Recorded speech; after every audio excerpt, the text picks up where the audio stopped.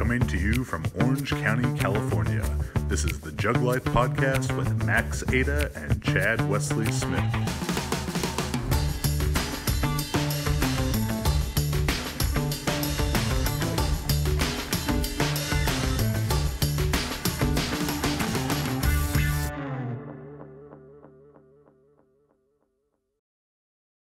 Hey everybody, Chad Wesley Smith here, bringing you another episode of the JuggLife podcast.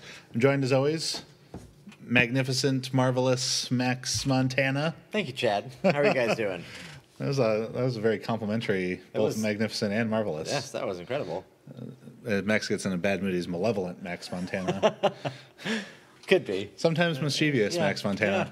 There's a lot of M alliteration that can go on there. Yeah, we'll run out of them eventually. That's for sure. Mischievous Max Montana. I like that one. Mischievous. That's the Max Montana that's had 4, possibly 5 High West stouts. I still have the scar. It's formed into an actual scar now. Yeah. Yeah. That's good. Yeah.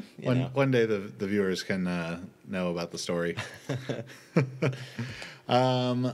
So today's podcast is brought to you by Milligrams and Kilograms. They were very excited to sponsor this episode as we discuss the new Netflix documentary, Icarus.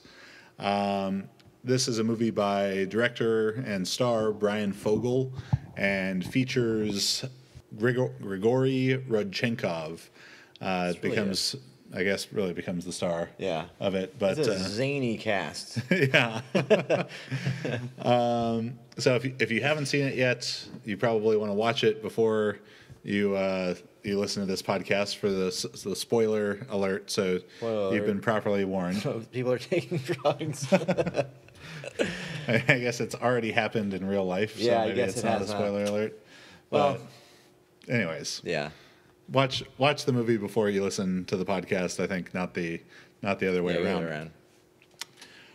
So it just released maybe a week, 2 weeks ago at the time that you're watching this, and Max and I watched it last night. Phenomenal. Yeah. Incredibly well done. Yeah. Interesting. You feel for the people in it. Like it's a documentary, but you really got kind of attached to Rodchenkov for sure. Like a movie character. Yeah. It was a very well done documentary. I mean, aside from the subject matter, it was good. What were your impressions going into the movie? What were you expecting? I thought it was going to be much more like, I don't want to say like I thought it was going to be much more of just like a look at how bad and like all these people, like all the Russians, all the people doing the doping, and this whole thing is just these evil people. But I thought it did a good job of sort of showing the human side to, Rodchenkov, and then where he was at, but also possibly like showing the side of like there's people involved. It's not just this evil machine that's that's kind of churning out these people. I mean, obviously there's huge component, but I was thinking it was just going to be this totally like, sort of fluff piece of like whatever, Russia's evil, they take drugs and they cheat.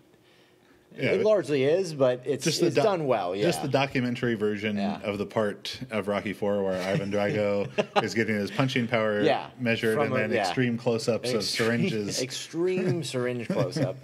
Yeah, that was my expectation, right? And then, but it was in depth enough that I thought it was pretty cool to see the characters. Yeah, the previews of it that I had seen and what I knew of it before I watched it, I expected a much different movie in that I expected, if you've seen the movie Super Size Me with Morgan Spurlock where he eats McDonald's every day, I was expecting this movie to be that, and I thought at least the preview that I saw alluded much more to this, that the movie was going to be about Brian Fogel, the director, taking steroids, trying to beat drug tests, and doing this bicycle race. And it starts out like that, but it turned into so much more, and I think particularly interesting to us and hopefully the listeners and viewers of the podcast, because over the last year, maybe 18 months that we've been doing JuggLife podcast, without a doubt, our most popular topic, even more popular than making fun of high multiply squats, has been positive drug tests, has been doping scandal related to Russia, related to retroactive testing, and all this stuff that went around the 2016 Olympics. And this movie goes so in depth to that. Yeah, it's funny because we were talking too that when we watch it, we've been around a lot of these stories and people, and I had experience, you had experience with Klokov, and I had experience with Abjayev, like people that are in the thick of what's going on, and they'll tell you the honest story, but it's hard to grasp because the way they present it is usually from like their side of like it's always. There's a little hyperbole here and there, or you don't know exactly what it is. They just try to make the point like, oh, yeah, it's like everybody in Russia does doping and this and that. But you don't really grasp what that means. The film does a great job of highlighting the like depth to which this thing was going on. Yeah. Whereas like the stories we got, so going into it, you're not surprised like, oh, my God, everyone's doping in Russia. But then you start to realize the actual thing, like, holy shit, everybody in Russia is doping. And, like, it sets in a lot more. Even though we had a ton of experience with those people and the stories before and kind of knowing it, I thought that was pretty cool. And I think one of the big differences is the way that sport is organized in Russia versus America. And this is kind of across the board, that whether it's holdovers of communist system versus capitalism here, but there's a much more centralized organization for the sport governing bodies, individual sport governing bodies, as well as this ministry of sport. I mean, there is a government official called the Minister of Sport. That does not exist in America. No, not at all. Where in the U.S., whether it's weightlifting, it's track and field, whatever, it's this little camp over here versus this team, and they're all kind of doing their own thing. And we'll talk about the kind of implications of that a bit more later. But with that centralized system, it lends itself much more to this overreaching, overarching conspiracy, corruption, right, it affecting everyone, not just these 3 or 4 people who train at this place or wherever it is. Yeah, it's not just like pockets, right? Yeah. There's no like, oh, this one club is doing drugs, and this other one's not. Like that's just entire, everything is interconnected. Yeah. Right. Yeah. And there's money to interconnect all of it and support. So if you haven't watched it, do that. Do it before you listen to the rest of this. I mean, 10 out of 10. Yeah. 2 thumbs up. Yeah, very good. 5 stars. Other truffle shuffle. 3 truffle shuffles. Is that a full top rating? It's the highest rating you can get on the truffle shuffle. It's 3 of them in a row. Yeah. So the movie really, it starts out, and this is going to be a bit of recap and then our kind of analysis along the way, whether some of that's anecdotal or just our interpretation of things. The movie starts out with the director, Brian Fogel, discussing his desire to compete in this amateur bike race, this very competitive amateur bike race that he had done the year before, and I believe gotten 14th in it. And clean, totally natural. Yeah. And his idea was, okay, I'm going to come back and do this bike race, but do it. I'm gonna dope through it. I'm gonna Lance Armstrong the situation. You know, he came with Lance Armstrong being his hero, kind of growing up in the world of cycling, and he's gonna Lance Armstrong this race and document the whole thing, and try and sort of expose this system of doping doesn't really work. Like so many YouTube commenters, Brian Fogel had the same idea. Well, it's so easy to beat. Right. Well, I think the whole thing too that was kind of inspired him was that Lance Armstrong never actually failed a drug test. Correct. He had been tested many, like dozens and dozens of times, possibly hundreds of times. Yeah, I think the number they quote in the movie is 150 times. 150 tests, right, and never a single positive. So and he won 7 Tour de France's. So that's, let's say, 20 tests. 20 tests a year, a couple more than that, probably more as he went. Yeah. Which, in the grand scheme of drug testing, I thought they had said 500. Was it at 500? I thought it was 500 total tests. Okay. That would make more sense because that would be about 100 a year. No. Less than about 80 a year. 75 a year. Yeah. certainly much harder to beat. But yeah, in the grand scheme of drug testing, from people we've talked to, Jordan Clark, who was a world championship team shot putter who we had on last year, told us that he was tested 50 times in the year. You don't even need a toilet bowl anymore. I heard about Usain Bolt's at least 2012, if not 2008 Olympics, being tested like 14 times during the week of the Olympics, complaining about the testing process to the point of like, they're waking me up at 1 or 2 in the morning. Like, how much blood are they going to draw here? I need this blood for energy to do. Like, hey, can we push back the start of the 100 here? I just donated blood. So that is nuts. Yeah. So very prevalent drug testing, but a couple notes about Lance Armstrong drug testing. Think, whatever you think about Lance Armstrong, I'm very much of the opinion that, he was not. Lance Armstrong's crime was not taking drugs to win the Tour de France, because they've shown that he would have been going down to the 50th place person who was actually clean. Maybe if you wanted to take everyone out who was on drugs. So that was not. If Lance Armstrong is a bad guy, it's not because he took drugs to win the Tour de France. It's probably because he's a fucking bad dude. Yeah, people who pointed out that he was taking drugs, he went to extreme measures to ruin their lives. But it's like, well, does the end justify the means of raising all this money? That's a different debate. But something important to note about Lance Armstrong's drug testing is that the UCI, the world governing organization for cycling at the time, their ratio and test to epitestosterone ratio is sort of the number one. The first step of drug testing is establishing this ratio. Was 10 to 1, 10 to 1 testosterone to epitestosterone ratio, while track and field was 6 to 1 and might even be 4 to 1. Yeah, it's 4 to 1 now. And I think like an average human, normal person is 1 to 1, 2 to 1 is high. And certainly there's probably people walking around at 4 to 1 or whatever. But, but I think was it Alistair Overeem was 53 to 1 or something one of the times he tested, and tried to claim that was all. He's just a very real man. He's just a real manly dude. I saw him in Thailand. In the hospital. A couple of syringes sticking out his shoulder. You want to brush that off. But 10 to 1 was the acceptable ratio.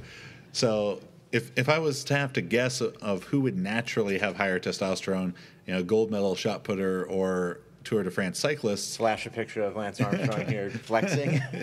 I'm going with the shot putter. So to give the cyclists already twice as much leeway before having an issue seems like, well, they were really making it easy for Lance to beat it.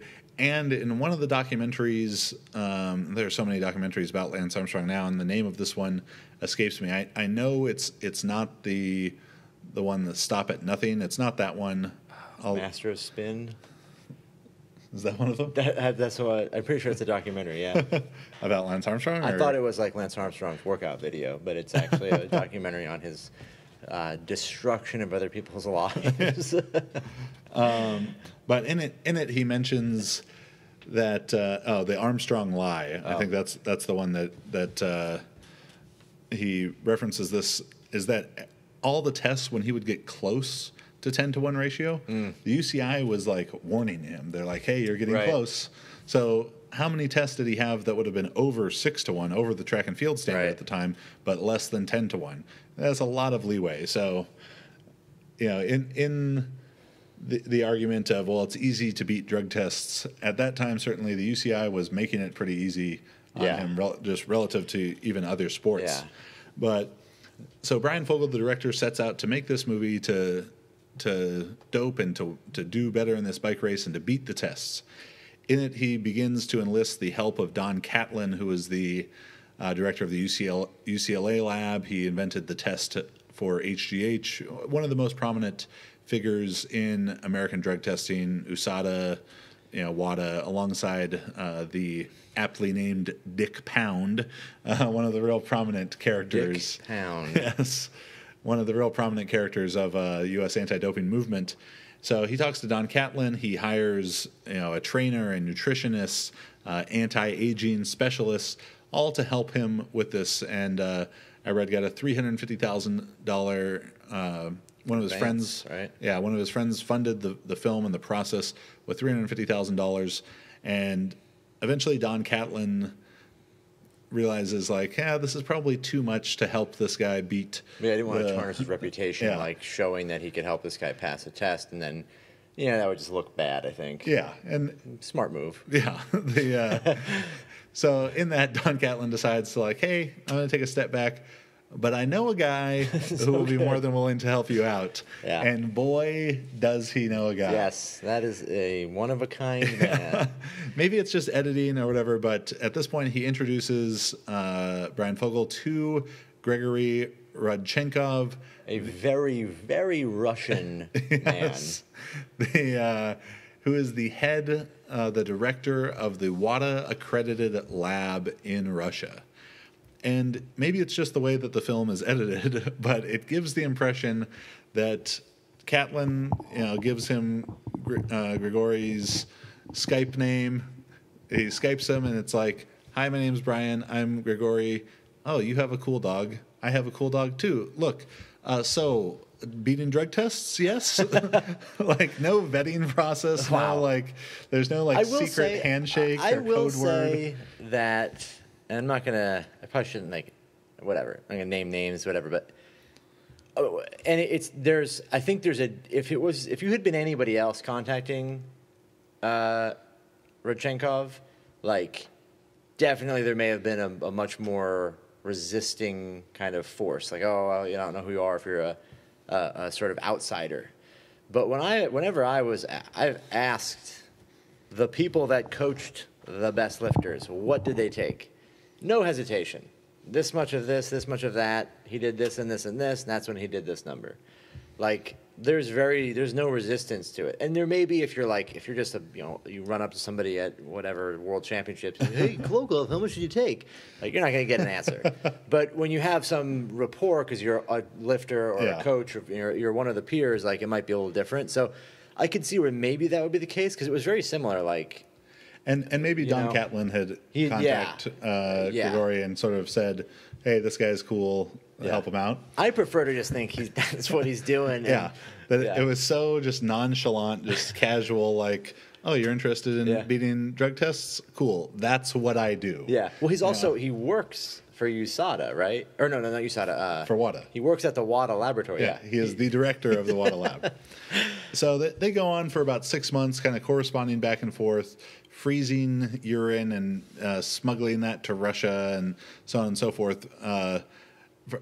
For an important part of trying to beat the drug testing process in this is getting your own sample tested in a WADA-accredited lab. But guess what? People on the internet who think like, oh, it's so easy to beat the tests, you can't just Google the name of the lab and be like, hey, can I send my stuff there and you tell me if I pass or not? No, you have to have like contracts through SADA, through WADA, through these organizations. We know people who have tried to do this. Yes, yeah, very much. It's not you can't just mail urine to a laboratory and get the full IOC panel, right? They just won't do it because they know exactly why you're doing that. So Brian Fogel goes through about 6 months of training with these professional coaches with doing testosterone, HGH, EPO, corresponding with Rodchenkov.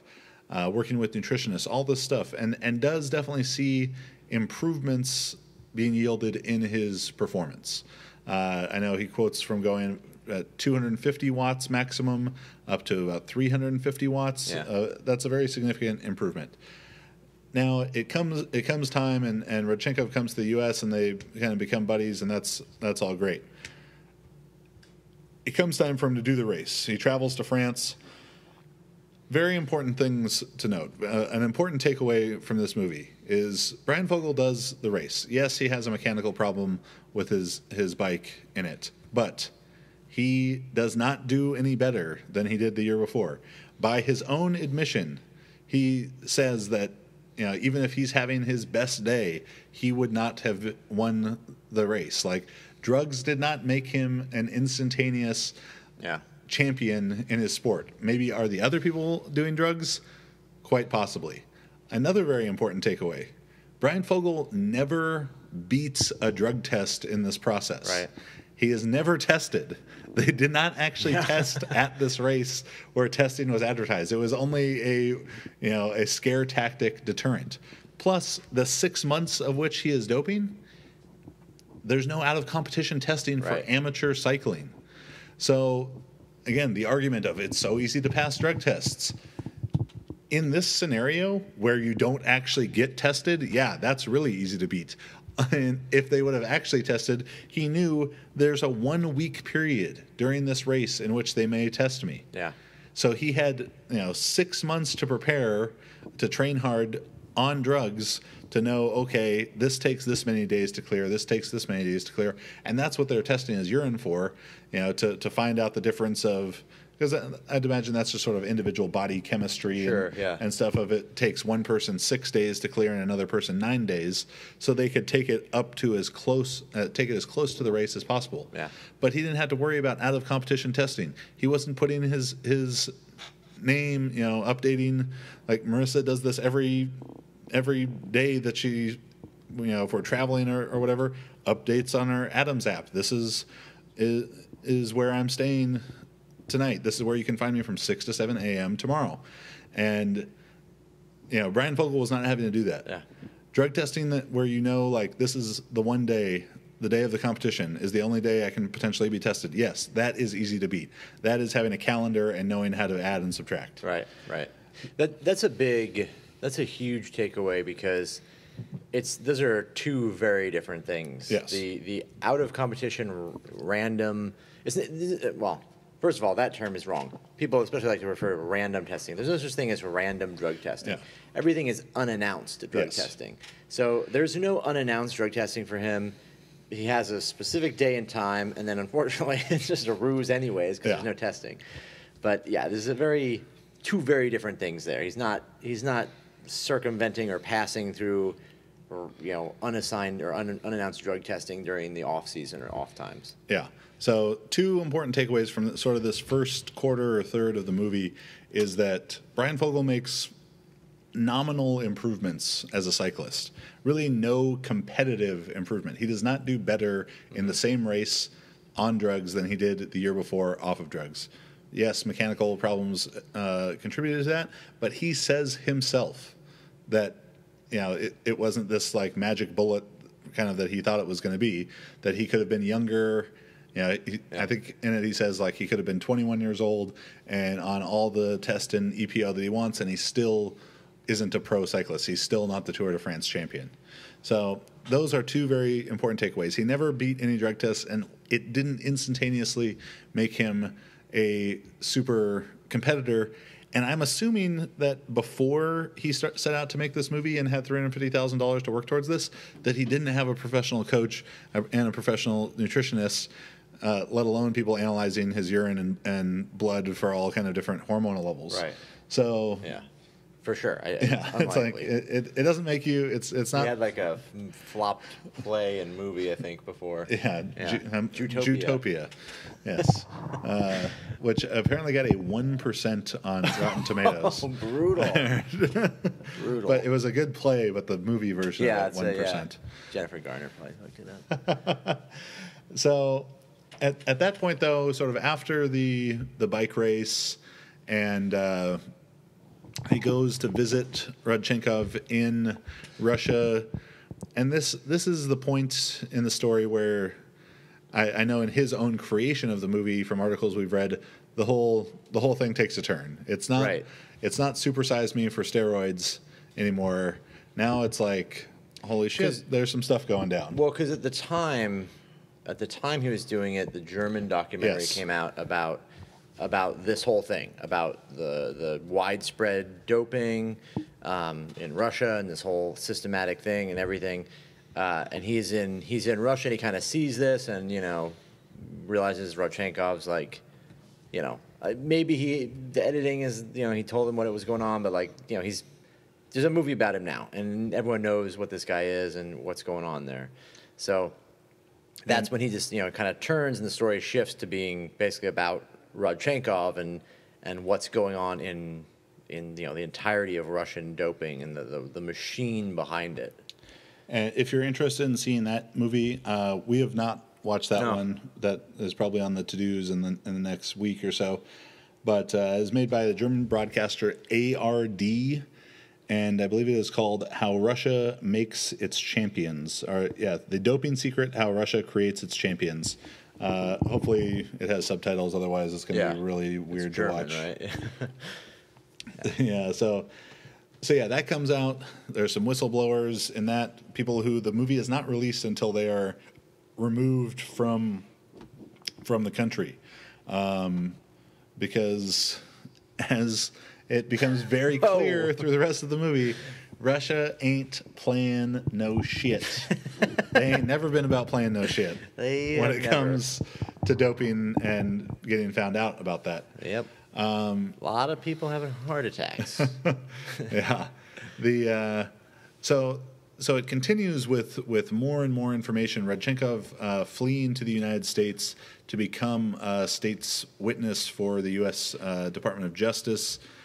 You know, all these investigations going on, WADA commissions investigations, I guess U.S. Department of Justice investigations of Russia, of doping allegations, of the organization, corruption, state-sponsored aspect of it that ends up resulting in kind of a whole lot of nothing.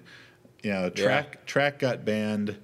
Weightlifting didn't compete, but the exact number, it was like 250 of 380 Russian Olympians were still allowed to compete in the Olympics after this independent commission found 100% of doping samples had been tampered with.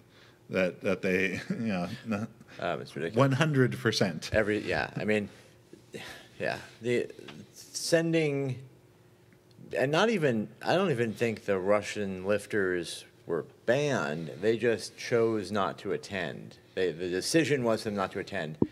My assumption is that they maybe knew this is probably not going to be good if we go with the current situation that happened. Because of all the sports that would potentially benefit most from doping, weightlifting's pretty high on that list. Yeah, they're like, we'll send the rhythmic gymnasts. Yeah, they'll be a little slower and they won't perform as well, but they won't be. You're not going to have some Russian dude go in there and snatch 150 when he was doing 185 before. Yeah, and so a little bit more on the story of what they were blowing the whistle on and everything. And it goes back to 2008, and in it they talk about how China is this mass producer of anabolic steroids at pharmaceutical grade in labs and all that stuff.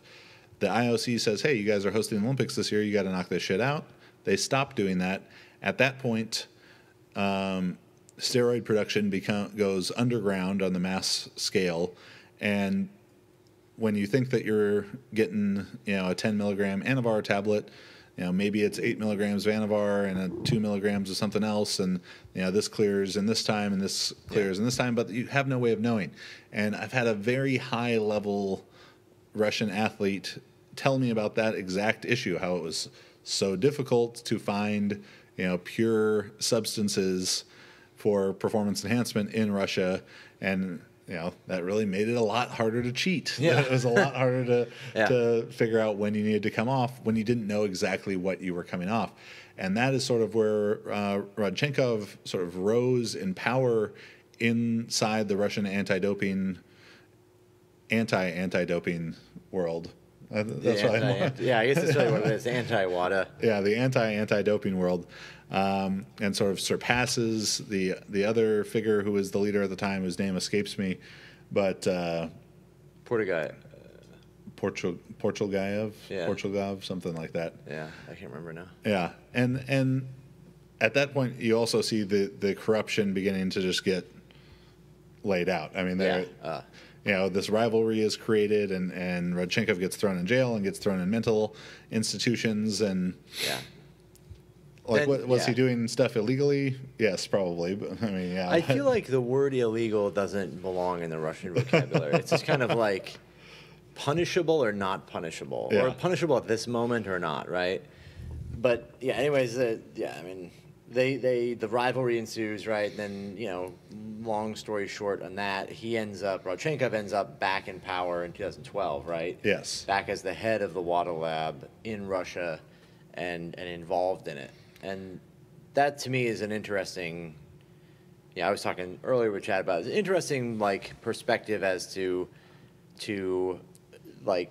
clearly this guy is dirty before. He's been, there's several things. One is that he's clearly not playing by the official rules. He's playing by Russia's rules.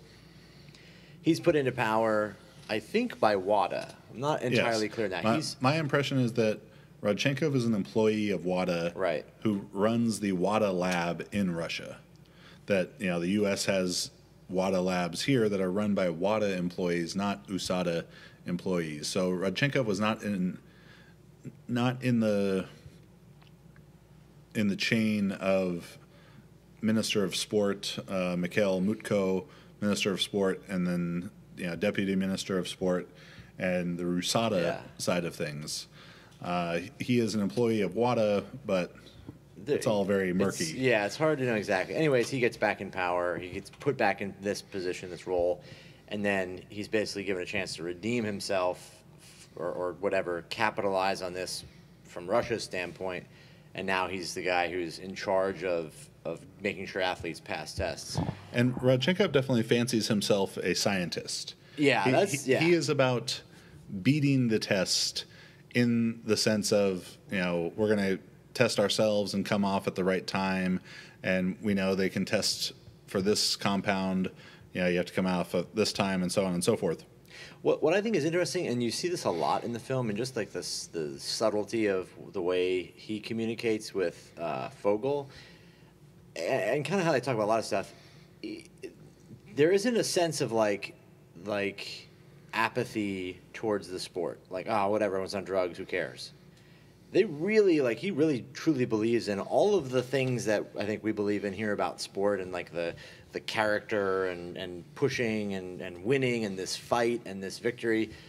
He talked about when he's kind of doing the race, kind of motivate him and talk about it. And it isn't just a joke to them. Even though everyone is doping on a grand scale, they don't look at it as anything but that's just what sports is, right? I mean, a very interesting thought to me that there didn't seem to be any sense of disillusionment with sport because it's just totally corrupt and whatever. Yeah, if anything, there's lots of pride in it. More pride in it.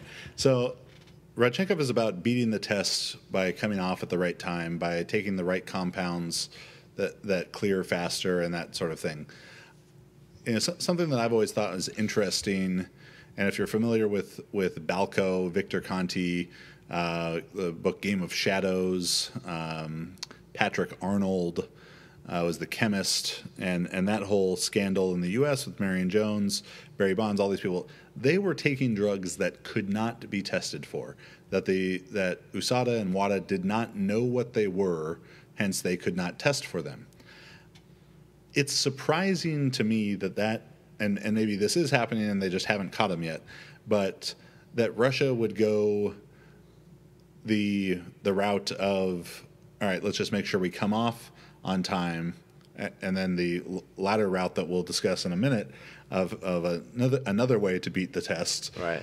Versus, we're state sponsoring all this stuff and putting so much support towards the athletes, and it is substantial. I mean, Klokov told me that the senior national lifters were getting paid $8,000 to $12,000 a month U.S., and $8,000 to $12,000 a month U.S. in Russia translates to $17 million a year. Yeah, I mean, the highest stipend that any U.S. lifter actually probably gets is maybe $3,500. Yeah, something like that. So they're getting 2 to 3 times that, but in a place where the cost of living is pennies. Yeah, on a dollar. It would be like a U.S. lifter getting paid $20,000-$30,000 a month, I think. Yeah, probably. And so they're putting a ton of support towards these sports. Why not just task a chemist or team of chemists to make something that they don't know how to test for? But that is not the route that they've chosen to go, or it just hasn't been found out yet. And I kind of always thought that China was maybe more likely to be doing that. And it wasn't that they were coming off or that kind of thing, but that they were just taking stuff that people didn't know how to test for. And then when we saw the string of positives, retroactive positives from Beijing, that sort of changed my mind on that. Yeah. But there's also things we've heard from people who are in the know type of people that what they're saying they test positive for, they weren't actually taking. Yeah, that's tough. It's corruption in every direction. And there's so many lies and so much no one's going to tell you exactly what's going on. But that kind of corroborates too a lot of what I've heard from my experience with a lot of the Eastern European guys that there was no secret drug that no one knew about.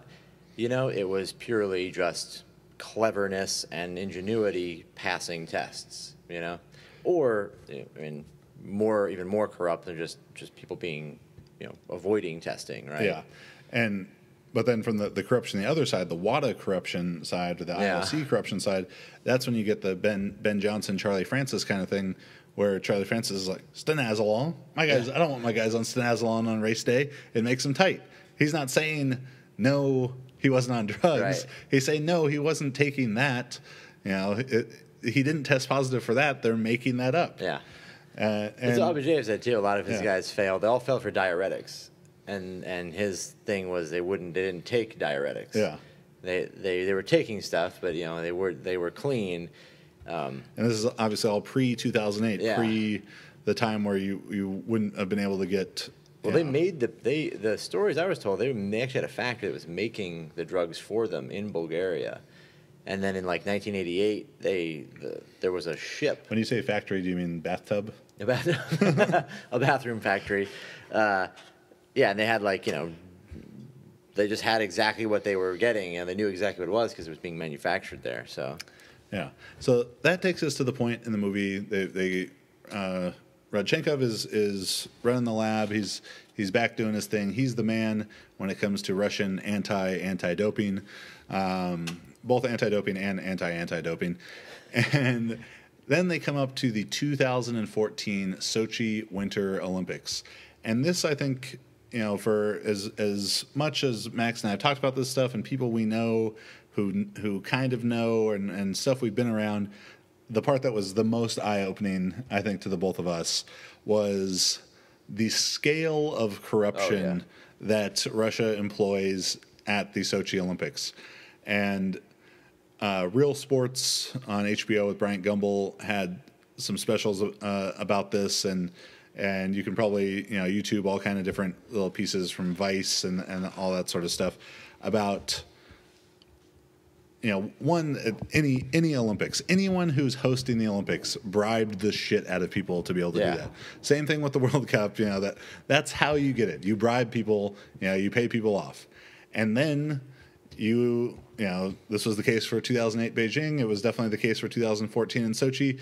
You employ this eminent domain type of thing to just move people out of their homes. This happened in Rio too. Like, you guys get out of here. This is Olympic stadiums now and Olympic villages, and no, you don't get shit for this. You're just out. You're homeless now. And so we have it pretty bad here in the U.S. Yeah. So incredible levels of corruption to get the Olympics and to the amount of tax money being used to build these stadiums that a year later, 2 years later are abandoned, are in ill repair, and to Russia. And to Putin and the way that Real Sports frames it, and some of my takeaway from this movie too is that sport there is a political tool. It is Rocky IV in 1985, in the height of the Cold War. But reversed. Yeah. This is not Apollo Creed. How many gold medals did we win versus how many gold medals did you win? Well, we're a better, more powerful country because we hosted the Olympics and we won more medals, and that's a really big deal. And that, I think, is that idea in Russia, in probably China 2008 Olympics, has to exist for the type of corruption, for the conspiracy, the grandeur of conspiracy that occurred at the Sochi Olympics. And the movie does a wonderful job through these illustrations and graphics and stuff of playing the whole thing out. Hundreds of KGB officers being employed by Russian anti-doping. Right. You know, he said there's 100 in the WADA lab. 150 people working there were for the FSB or the KGB. Yeah. It's crazy.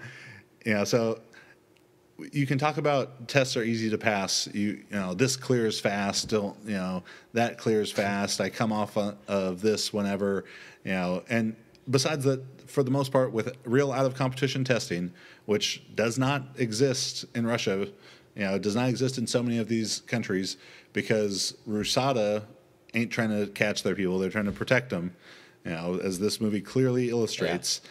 And if WADA comes to try and test them, well, guess what? They got to get a visa to get into the country, and they just delay that process, delay. Hey, are you guys clean yet? Okay, now you can come in. Or, hey, are you guys clean yet? No, you're not. Sorry, WADA, you're not allowed in. All right. And so, that stuff without out-of-competition testing is easy enough to beat. But then 2014 Sochi, Rodchenkov says, we need to come off at this point, and then they'll compete and be clean and test clean. And the way that the movie frames it, Vladimir Putin basically says, fuck that. We're rolling in hot. Yeah, we are guns a-blazing, juiced to the gills. He said, I don't want to take any chances of us not winning the most medals, of not winning the most gold medals, of not kicking the most ass here on the home turf to showcase the mighty power of Mother Russia to the whole world. But he drinking from the fire hose. Yeah. We're going all in and just find a way for them to be on the drugs the whole time. Yeah. And, newsflash, Vladimir Putin, no one gives a shit about the Winter Olympics. Yeah, I think Chad and I are both in solid agreement that, while from a personal standpoint, that's fucking cool. Like, everyone gets loaded up and goes in and does it. But for skiing, let's do it on cross-country skiing. I want to see the weightlifting and the shot put, the 100. Let's do it on the cool sport, the cool Olympics, right? Yeah. If you're gonna be so corrupt, at least really make it worth it and do it with the Summer Olympics. Yeah. Because the clip that they show in the movie, where it's Russia on the whole podium, bronze, silver, and gold, I believe was in the 50-kilometer cross-country ski. Right, which is kind of like, No one outside of the cross-country skiing world. And 9 fans. Yeah. There's less people that watch that than listen to the podcast. Oh, definitely. I'll take that bet.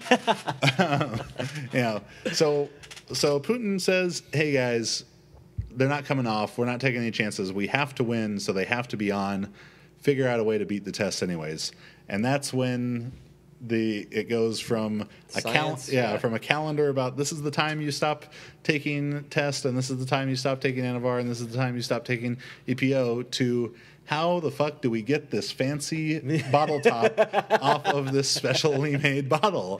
Literally, yeah. Yeah. Yeah, I went from here's the science about what kind of screwdriver do we need to pry this cap off? It's a combination of a flathead and a Phillips. But so there are these special bottles and people who compete in weightlifting and compete in the higher uplifters in the USAPL IPF who get the WADA tests know what this bottle looks like. They call it a Berrig kit. Yeah, Berrig kit, and it's a special bottle with this locking cap on it that you're supposed to have to destroy the bottle to get the sample out. It's very tamper evident. So if you try to open it, it's obvious that somebody tried to do something. Mm-hmm. Right? It's not that it's like an indestructible bottle or it's hard to open. It's just that it's very obvious when you try to open it if it's been tampered with. Yeah. So you could just inspect the bottle with, basically just look at it, I guess, and assume it'd be pretty easy to tell if someone's changed the caps. Yeah, basically the cap is broken off. Right. Or it's sealed still. Or it's sealed, you seal it and that's it. So it does not explain how they get the top off. it seems like as they talk about these scratch marks inside of it, that maybe they developed some tool to do that. They don't explain it. Maybe there's a couple of theories actually. I was reading about last night. Some people were speculating that they broke the bottle itself and then removed the pieces and replaced the bottle with another one. Other people are saying they did the same with the cap, but because there's a serial code or a barcode on the cap, they may have had to imprinted into the glass of it. So you'd have to like remake the exact number again in another bottle. Very interesting. They had maybe someone speculated they had some special tools manufactured that allowed them to remove the cap. But either way, a very interesting problem. Yeah. So the gist of it is samples before the Olympics, all the athletes get clean for a bit. They pee. They keep those clean samples, store those away in the secret KGB storage refrigerator. Then the Olympics come. Bringing the B samples in, bringing the A samples in. They get split onto these two carts. Russian guy slips the Russian athlete's B samples into his lab coat. A samples go over here. They go and change the B samples, bring those back. And now the A samples need to get changed too. But they've got the special bottle. But let's just slip this bottle through this hole in the wall. But a as shadowy, shady... conspiracy theory thing that could exist is what they were doing. To the absolute degree of the most fucked up, corrupt shit you could possibly do. Slipping a bottle into a fucking hole in the wall, a glory hole of clean urine. 3 a.m. Yeah, and then some guy taking that to a special laboratory and secretly opening it, bringing it back. I mean, just like to the absolute. What's interesting to me is that it's the most primitive solution when you think about it. It's just we'll just switch the urine out for clean urine, and that sounds like all these measures that have been taken by WADA or the anti-doping to prevent that very simple process, which is like you can be as dirty as you want, just use clean urine. They just found a way to sort of circumvent all these little tiny things in place that would prevent that from happening. And it goes along as far as like the specific gravity and adding sodium chloride to change the specific gravity of the urine so it matches up with the original sample, because that testing process is very involved. I know Marissa's gotten the WADA panel tests, and they're in there for a long time, because there's so many procedures to it and safeguards for the athlete, to avoid tampering, but also, just safeguards to the whole process. And in the movie, they're in the meeting. Brian Fogel is in the meeting and kind of becomes when it becomes apparent that shit is going down. Guys are having heart attacks. The head of RUSADA has a heart attack a week after this gets revealed. And another high up person also has a heart attack. Boy, his heart exploded when the bullet hit it. Heart attack. And so they get Rodchenkov out of Russia, and Brian kind of becomes his facilitator for all this legal work and helping him work with the Department of Justice, and they release this information to the New York Times. But once they realize that shit is just going down, it's going south. It's it really is a remarkable story in it. I don't know. I mean, he leaves Russia, right? And he's kind of forced to leave his wife and kids at home, and that's just like, I mean, who knows where he was at with all that, but like that's a very a challenging thing to do, because you're leaving them in basically the most dangerous place they could be, right? That's a scary thought. They're definitely taking their anti-doping very extremely seriously. All for some really non-existent glory that comes from. Well, I think there's obviously the undertone of the whole documentary, and not to get anything political, but there's a lot of the obviously the Russian thing and whatever's going on in the news now with Russia and collusion stuff. So all of that, I think, plays a big role in probably to some degree how the film came out at this time and those kind of things. If they're willing to go this far in sport, would they go that far? And I mean, for cross country skiing medals, what else will they do a lot of work for? We're totally losing our cross country skiing audience. What if there was a huge cross country skiing? People have been waiting for the article on general training for cross country skiing for years now. Not coming out. Hypertrophy for the biathlon. You're never getting it.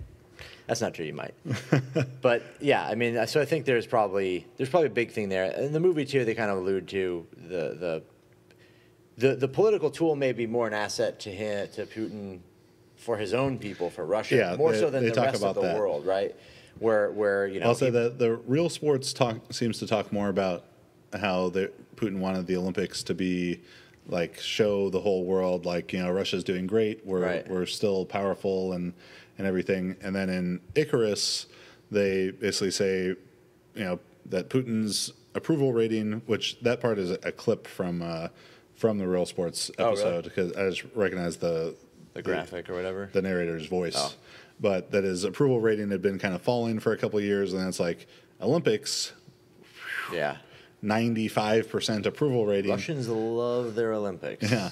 Oh, everybody loves me again? Well, fuck you, Ukraine. Yeah, and then they may attack Ukraine. Yeah, so that saying that he used, that them beating the tests was so important to gain this political power so he could be more aggressive. I guess, Anders, you got to think about Rodchenkov's position there, knowing that you're essentially the linchpin that allowed that situation to occur. Because if they had all lost and failed drug tests, that would have just been a totally different world for a lot of people in Ukraine. Yeah. At least, imagine what goes through his head. I didn't even think about it until now, but you got to imagine Rodchenkov's psyche. It seems like Rodchenkov acknowledges that in there, that he has remorse and for what's happened. And maybe that's part of the reason why he wanted to make this information public and go to New York Times and the Department of Justice with it. It's a bit unclear to me in it what the U.S. Department of Justice is investigating. Yeah, there was a lot of stuff that probably doesn't. Why he's getting a deal? Well, one, it begs the bigger question: is why does the U.S. Department of Justice give a fuck about steroids at all, let alone steroids in Russia? Right. Why? Where is the jurisdiction there? I mean, it's stupid enough when they're spending millions and millions of dollars to put Barry Bonds and Roger Clemens on trial, because who gives a fuck? Right. But at least they're Americans. Right. Right. Yeah. It's just a very, it's the conspiracy thing, right? Yeah. They just want to charge people with broad conspiracy so they can get them, right? Yeah. Get them for the sake of getting them. Get them because they think it's still 1982. Because it matters. And Olympic boycotts are a big political move. The problem is that people in the Department of Justice at the highest levels have never actually been to West Side, so they don't know what goes on there. That's the biggest problem. If you just went there, you'd realize you'd see it. It's not a big deal, guys. Yeah, so the scale of efforts and the political implications of beating the testing and it propping Putin up and Russia up in the global political community is probably above Max's and my pay grade to discuss. But what is interesting about it is the implications for the rest of sport and the rest of the sporting world. This corruption was so far-reaching, was the highest of high levels in Russia. I mean, Putin is got to be second, third most powerful political figure in the world. Yeah, and he's getting involved in this. So it begs the question, how does this go in other countries? Obviously, Russia sees sports and the Olympics as this political tool, a grand show in Sochi Olympics and a grand showing by the athletes there was sort of this badge of honor for Russia, in Putin's eyes, for Russia in the international political community. Within Russia, it bolstered his approval rating to be able to make this attack on the Ukraine.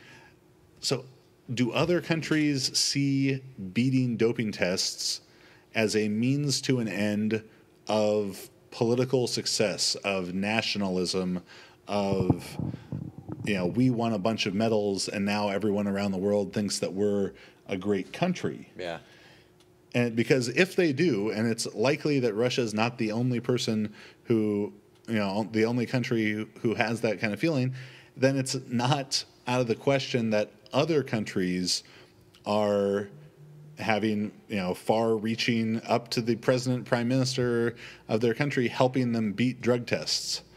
Does China see sport and the Olympics as this big political tool, and that their success in sport means that they're more... What do you think would happen if...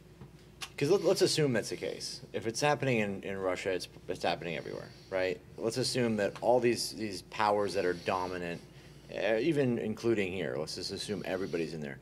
If you eliminated the possibility of drug failures, let's just say you allow drug use in sport, what does that suddenly do to the landscape of do sports just become kind of irrelevant after that? Because that seems like it's the argument that Dick Pound, who was like the former head of WADA or USADA, and mostly just has a funny name. Not as impressive as the name. Yeah. The man is not as impressive as the name. Do you think that there's like a European guy with the equivalent name? Dick Kilogram? Yeah, Dick Kilo. Dick Kilo. But they probably have a different word. There's one in each guy. There's one in the UK, Dick Stone. Maybe Richard Stone. Richard Stone. Oh, that's good. Yeah, I mean I am, because if you can't show anyone like, okay, everyone gets to take drugs, so any of the talented people can basically do really well, and it's going to be a crapshoot, because then it really comes down to everyone's on drugs, so that there's no advantage now to the drugs, that you, like, one person's not going to have them and the other person is. You're going to come down to finding special people, but it won't exist like where you have a full team of freaks, right? I mean, with the exception of probably the United States having such a massive pool to draw from, that you're going to have a lot more talented people here coming up to that level. Yeah, and what I was going to say is Dick Pound tries to argue that in the movie, well, if we let everyone take drugs, or if everyone's taking drugs, or when Fogel is in the meeting with all those WADA people and all these WADA employees, high up level WADA folks are just like, holy shit, they just beat us at every turn. You know, like, what are we doing here? Right. And they try and make the argument that it's cheating the spectator and stuff. And I don't think that the spectators give a shit. No. I think it's sort of like an ignorance is bliss situation. For sure. CrossFit Games last weekend. CrossFit's drug testing policy is total, complete bullshit. It's a joke. And the people love watching it. CrossFit Games people love watching the CrossFit Games. Yeah. Because most of them don't understand that it's complete and total bullshit, because they get fed these, 18th place at regionals tested positive, and this 17th place Masters guy. But no, none of the people above them, because they control the results. So I think that's a scenario on a micro scale, compared to the Olympic movement and everything, where they're showing that the fans don't really care. Well, look at like football and baseball. Yeah. Like, I mean, no one really gives a shit if Sean Merriman's taking a bunch of nandrolone. Yeah, they get four game suspension. Yeah. And does that? I mean, who even has tested positive? Like Sean Merriman, That's he the last tested one I remember. positive. I know there was a guy from the Cowboys this year who will have his second suspension, 10 games. 4 games last year, now 10 games for testing positive again. A track athlete, a weightlifter, they're done. Their career is done. Justin Gatlin, 2 positive tests. He didn't have a lifetime ban because the first one was like his freshman year of college for Adderall. Not having a TUE for Adderall, he got a 6-month. No TUE for Adderall, that'll get you. Yeah, and later had a more serious suspension for anabolics. He was getting booed by the entire stadium. Yeah, like those guys get crucified in track. That's brutal. Where baseball and football, no one really bats an eye at it. The NFL doesn't seem concerned about losing fans because people are popping for drugs. They just want to watch the biggest, fastest, gnarliest dudes ever knock the shit out of each other. Blow each other's brains up. Yeah. I mean, they're more concerned with the brains blowing out these days. Yeah, that's a little more of an issue now. But yeah. So I think that's interesting, right? So you assume, like, if you get rid of drug failure, if you just can't, it's not an issue. Drugs are whatever. Take them, don't take them, no one cares. Like, track in the 80s, so popular. Yeah. Really no positive tests. Right. And so what then becomes of the sport, right? It becomes a spectacle, which it already is, I mean, because they're already doing this. And the political power, the tool is completely gone because the corruption is gone. Right, the corruption is gone. So now you can't just cheat your way through, right? And you're forced to be, the sport. It would actually make sport more fair because people would basically have to develop more ingenious, more creative ways to both use the drugs and train and develop results that would rely more on human ingenuity than I think, the same ingenuity going towards passing tests would now be directed towards the actual training process. Yeah. And I've said that before. If you want to have a level playing field, you say do whatever you want, because someone, some place, some country, some people are always going to get around it. Whether it's Valco designer steroids that they don't know how to test for, whether it's coming off at the right time and avoiding out of competition testing through customs and different levels of corruption there, or whether it's fucking 100 KGB officers making a special tool to take the cap off this bottle and switch it with the other bottle in the middle of the night, they're gonna beat the test. I mean, WADA officials in the movie are flabbergasted they're just hanging with their jaw open like, we're not even fucking close to stopping it. Yeah. I really hope that bottle cap opening thing is like a Rube Goldberg machine. It took 30 minutes, like a bowling ball has to fall on a string to open it. Here's a question that for you is what ramifications do you think from 1968 till now, the reliance on the fact that you're going to be doped has had on the Russian, the Soviet sort of creativity in discovering the training process or the knowledge of training? Has the model been sort of stilted because of this? Because do you think they didn't get further along and discover more, create more, or that's been hindered by this? That's a very good question. I would say, and we've talked about this before, as the U.S. has foreign weightlifting coaches come over or coaches who are still coaching in other countries, and they think that U.S. weightlifters are all on drugs, that we're just bad at weightlifting. Where the reality of it is no, we're actually probably the best at drug-free weightlifting. Right. Yeah, for sure. At training drug-free weightlifters. And if all of weightlifting did, tomorrow become drug-free, that the U.S. knows how to do that better. We don't know how to play the game that the other countries are playing better than they do, but we know how to play the drug-free game better than they do. So I think a lot of training on drugs, off of drugs, is not by not changes of type of training, but changes of magnitude of training. So whether that's a coach having to relearn and refine the ranges that are appropriate for overloading and fatigue management for their athletes now, and instead of doing 6 triples at 85%, now they can do 3 triples at 77% or something. Right. It's changes like that. Does it discount the learnings and the teachings of someone like Dr. Bondarchuk and special strength exercises? Because if Yuri Sadiq and Litvinov are on a bunch of steroids, maybe they don't have to do as much general strength training. They can just spend a lot more time on special strength stuff. That's a very good question. One I don't think there's an easy answer for. Cool. Yeah. But so the last point that I want to talk about, is how far-reaching this was, and I started to touch on it. We surprisingly or unsurprisingly went on a few tangents. Was if Russia sees this sport as a political tool, and they are willing to have such far-reaching corruption to defeat drug tests. Does China see sport as a similar political tool, and does that motivate them to do the same type of thing? Does Jamaica see the success of their sprinters as something that bolsters their national profile? With track and field world championships going on now, or just having finished, there's a lot of talk about Justin Gatlin defeating Usain Bolt in what was Bolt's last individual race, and how Gatlin's tested positive twice, and why is he being allowed to race? People were pissed. They were booing him in the stands. He was getting no love.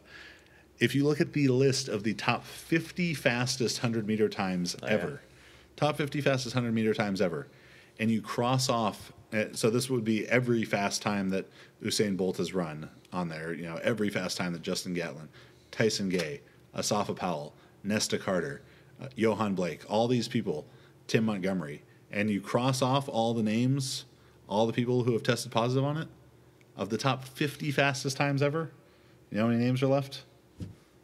Usain Bolt, the only one.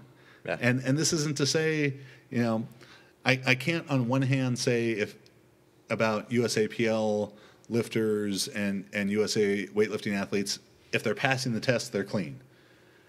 And on the other hand say, well, Usain Bolt's the only person who's not tested positive, so he must be dirty. But that has to be with the understanding that Usain Bolt is the biggest thing in Jamaica. Like, he is, he's making their economy kind of thing. Like, he's getting all the national governmental support possible, and the extent of that governmental support, if Jamaica wants to do it like Russia, and this isn't even for 50 different athletes or 100 different athletes. It's just protecting one fucking guy. Yeah. That they can let all the other people test positive, and they're just like, here you go, Wada, here's $1 million, here's another million, here's another million. Just don't let him test positive. Because you think fucking track and field wants Usain Bolt to test positive? And that's the argument I hear the most is if Bolt tests positive, then track is dead. Because we've had so many. Everyone tests positive. That they can't sustain it anymore, that he's the one shining protected star, and that he can do no wrong, and now he's retiring, so it kind of doesn't matter. Yeah. But I mean, therein lies the whole issue, right? Yeah. Is that you just can't get around. Yeah, I mean, it's the whole double speak, right? Yeah.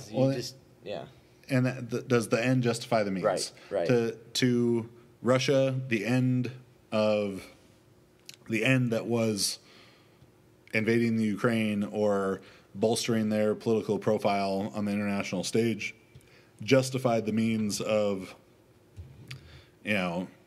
this insane level of corruption, of people getting paid off, of people, sneaking the urine stuff, from people getting fucking murdered, from people losing their life because, they didn't go along with the plan as they were supposed to. Does the end justify the means for other countries in regards to anti-doping? Yeah, is a big question. It's one worth discussing. It's something, watch the movie, listen to this podcast, let us know your thoughts in the comments, because it's a discussion, I guess, that's a bit bigger than sports. It's bigger than at least sets and reps and if you should bend your knees or your hips first in the squat type of talk. Yeah, I mean, it's a huge philosophical discussion there. Anything else about Icarus?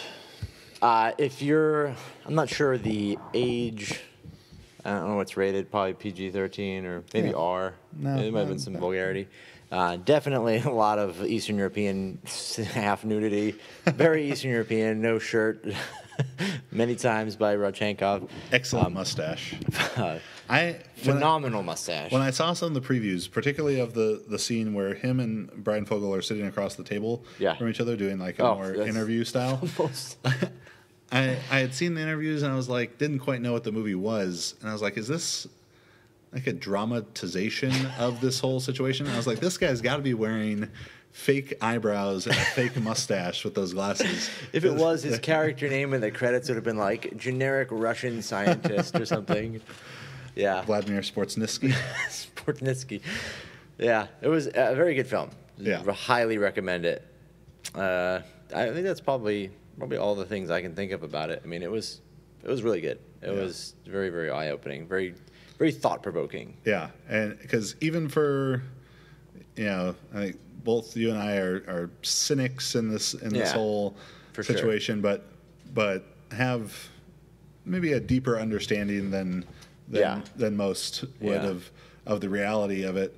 There were parts to both of us that were very eye-opening. That were like shocking. Yeah, crazy shit. Yeah, crazy shit. And I mentioned this last night when we were watching it. Like Brian Fogel at some point in this had to just be like, "Holy shit!" Oh yeah, well, that scene where all the water people, everyone like, because you kind of know it, and you're met the people involved at the base level. Yeah.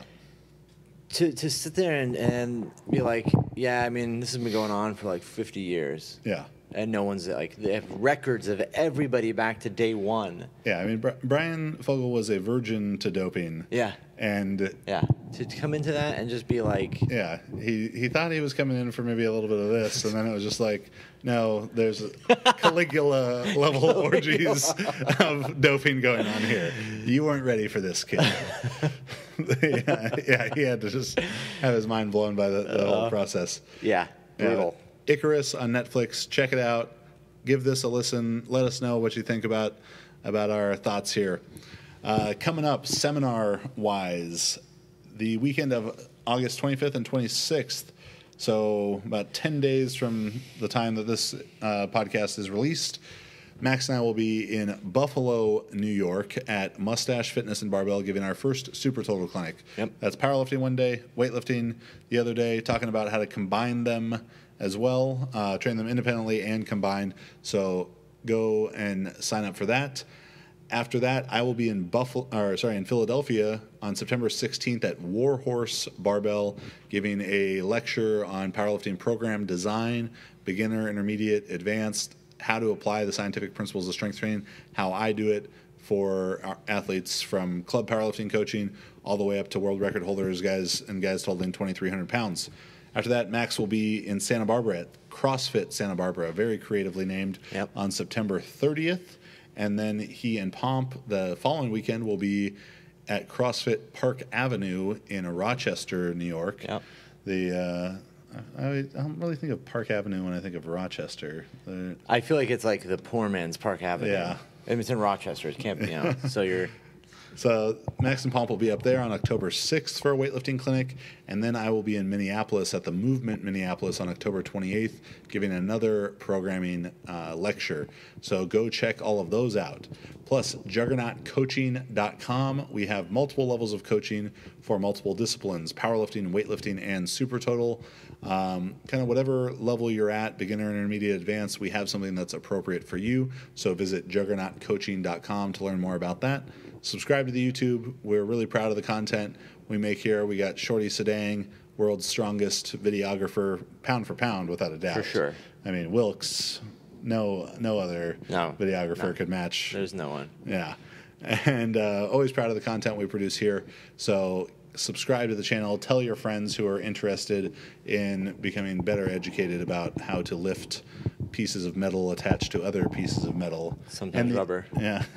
Rubber-covered metal, and the occasional delve into the psyche of world leaders and the global political implications of clean or dirty urine. We'll talk about that too. Yeah. This is the JuggLife podcast. If you like it, go on iTunes, give us a 5-star review. We're on iTunes, Spotify, Google Play. We should be on iHeartRadio pretty soon. I got to email the podcast guys about that. The Stitcher app and the JuggLife.com. Maximum, where can they find you? You can find me on Instagram, Max_Ada, or on Facebook. You can email me about any of the Juggernaut online coaching platforms at maxjtsstrength.com. I'm Chad Wesley Smith, at Chad Wesley Smith and at Juggernaut Training, filling up your news feed all day on Facebook and Instagram. Thanks for watching, and we will see you next week.